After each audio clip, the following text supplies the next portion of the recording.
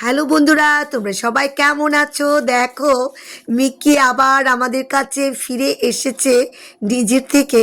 আমরা অনেক খুঁজেছি, প্রায় 3 মাসের মাথায় মিক্কি আবার আমাদের কাছে ফিরে আসলো। তো প্রথমে আমি মিক্কিকে দেখে অনেক খুশি হয়েছি। আমার মেয়ে তো খুশিতে কেঁদে দিয়েছে যে মিক্কি এতদিন পরে এসেছে।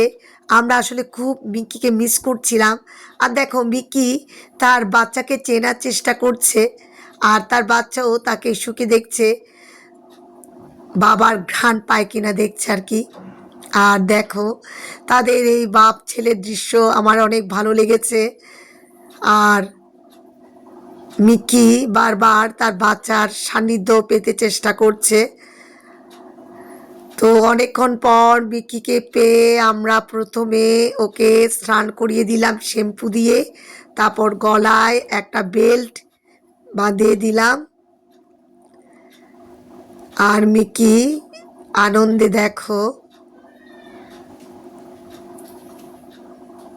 আত্মহারা হয়ে গেছে।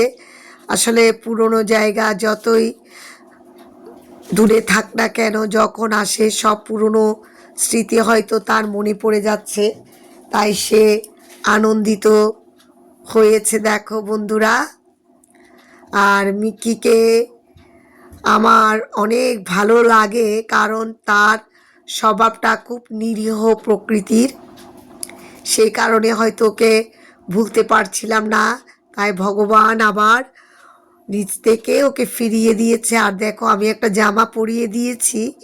এই জামাটা পরার পর সে যখন একটু পেয়েছে, দেখো ঘুমিয়ে পড়েছে, রিল্যাক্স মুডে আছে। দেখো কি সুন্দর করে ঘুমাচ্ছে। আর মিকি যে আমাদের কাছে ফিরে এসেছে, সে আনন্দের বার্তাটা দেওয়ার জন্য এই ভিডিওটা ধারণ করলাম। তো বন্ধুরা, তোমাদের কেমন লাগছে মিকিকে আবার পুনরায় দেখতে পেয়ে আমাকে কমেন্টে জানাবে।